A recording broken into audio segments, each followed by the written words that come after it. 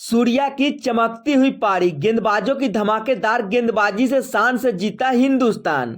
जी हां दोस्तों, T20 world cup 2024 का तीसरा सुपर 8 मुकाबला भारत बनाम अफगान के बीच खेला गया, जहां पे भारतीय टीम ने अफगानिस्तान को एक तरफा मुकाबले में 47 रनों के बड़े अंतर से हरा दिया है। इस मुकाबले में नहीं तो भारतीय टीम के कप्तान रोहित शर्मा का बल्ला चला और नहीं किंग कोहली का बल्ला चला, नहीं ऋषभ पंत का बल्ला चला। उसके बावजूद भी भारतीय टीम के बल्लेबाजों ने इस मुकाबले कमाल की बल्लेबाजी की। जी दोस्तों, सूर्य कुमार यादव की बल्लेबाजी और हार्दिक पांड्या की बल्लेबाजी की जितना तारीफ की जाएगी उतना ही कम पड़ जाएगा। लेकिन अफगान के गेंदबाजों ने भी इस मुकाबले कमाल की गेंदबाजी की। फजल फारूकी ने तो इस मुकाबले में तहलका मचाकर रख दिया भारतीय बल्लेबाजों के सामने। तो वही राशिद खान ने भी कमाल की गेंदबाजी की और यह साबित कर दिया कि राशिद खान को इसीलिए जाना जाता है। टीम इंडिया इस मुकाबले दरअसल काली पट्टी बांधकर उतरी थी, यानी जॉनसन को श्रद्धांजलि देने के लिए। भारतीय टीम ने इस मुकाबले पहले बल्लेबाजी करते हुए 20 ओवर की खेल में 8 विकेट पर 181 रन बनाए थे, जिसके जवाब में अफगान के बल्लेबाजों ने इस मुकाबले में 20वें ओवर की आखिरी गेंद पर ऑल आउट होकर के 134 रन बनाए और भारतीय टीम इस मुकाबले को 47 रनों के बड़े अंतर से जीत लिया और सुपर 8 का पहला मुकाबला अपने नाम कर लिया। आखिरकार रोहित शर्मा की कप्तानी वाली भारतीय टीम अफगान के खिलाफ सुपर 8 का पहला मुकाबला कैसे 47 रनों के बड़े अंतर से जीता, चलिए एक नजर शुरू से डालते हैं। जी हां दोस्तों, वेस्ट इंडीज के बारबाडोस में टॉस हुआ तो भारतीय कप्तान रोहित शर्मा ने इस मुकाबले टॉस जीत करके पहले बल्लेबाजी करने का फैसला किया और अफगान को पहले गेंदबाजी करने को आमंत्रित किया। लेकिन बल्लेबाजी करने उतरी भारतीय टीम की सूरत बेहद ही खराब रही। दूसरे ओवर तक भारतीय टीम के लिए सब कुछ ठीक ठाक चल रहा था, किंग कोहली भी आराम से खेल रहे थे। लेकिन तीसरे ओवर की 5वीं गेंद पर भारतीय टीम को बहुत ही बड़ा तगड़ा झटका लगा, वो भी भारतीय टीम के कप्तान रोहित शर्मा के रूप में। रोहित शर्मा ने इस मुकाबले 8 रनों का योगदान दिया 13 गेंदों में। उसके बाद कोहली का आक्रामक अंदाज देखने को मिला, लेकिन कोहली और पंत के बीच दूसरे विकेट के लिए 25 गेंदों में 43 रनों की सरदारी। इस दौरान पंत आक्रामक अंदाज में बल्लेबाजी कर रहे थे, लेकिन पावर प्ले के बाद 7वें ओवर की आखिरी गेंद पर राशिद खान की गेंद पर पंत ने रिवर्स शॉट खेलने गए, लेकिन एलपीडब्ल्यू आउट हो गए।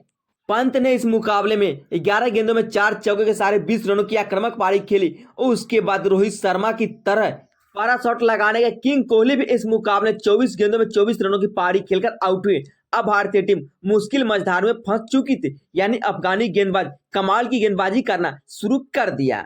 अब 140 करोड़ हिंदुस्तानियों की निगाहें सूर्या की आक्रामक बल्लेबाजी और दुबे की आक्रामक बल्लेबाजी पर थी, लेकिन दुबे ने भी इस मुकाबले भारतीय टीम को काफी निराश किया। राशिद खान की गेंद पर एलपीडब्ल्यू आउट हो गए, लेकिन उसके बाद सूर्या की आक्रामक पारी अफगानी गेंदबाजों पर पड़ गया बहुत ही बड़ा भारी।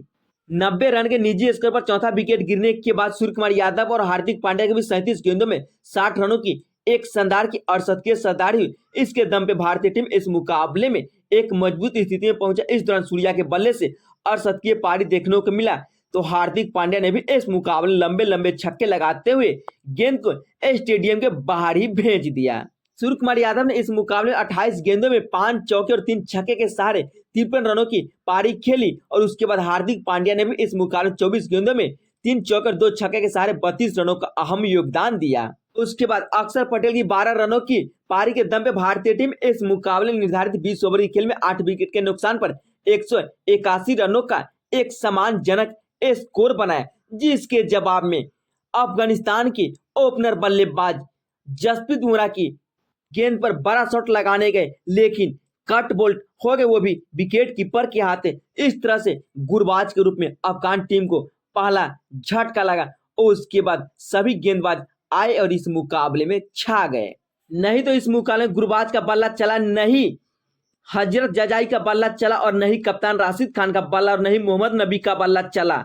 इस मुकाबले में अफगान की ओर से अब्दुल्ला ओमरजाई ने 26 रनों की पारी खेली, तो गुलबुद्दीन नईम ने 17 रनों का योगदान दिया। उसके बाद नाजिबुल्लाह जादर ने 19 रनों की अहम पारी खेली और मोहम्मद नबी 14 गेंदों में 14 रनों का योगदान दिया और आखिरी के में नूर अहमद ने 18 गेंदों में 12 रनों की पारी खेली। यानी ताश की पत्तों की तरह अफगान की विकेट गिरते चले गए भारतीय टीम के सामने सुपर 8 के तीसरे मुकाबले में वेस्ट इंडीज के बारबाडोस में। आक्रामक अंदाज में बल्लेबाजी करने के दौरान अफगान का विकेट इस मुकाबले ताश की पत्तों की तरह पूरी तरह से बिखर सी गई। पहला विकेट 13 रनों पर गिरा, तो दूसरा विकेट 23 रनों के निजी स्कोर पर तीसरा भी 23 रन, चौथा 67, पांचवा 71, छठा 102, सातवां 114, आठवां 121, नौवां 121 और 10वां 134 रनों पर गिरा।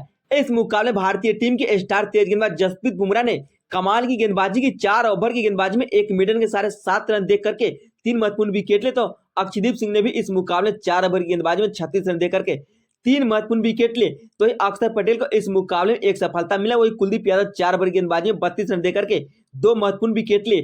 तो रविंद्र जडेजा को भी इस मुकाबले में एक सफलता मिला।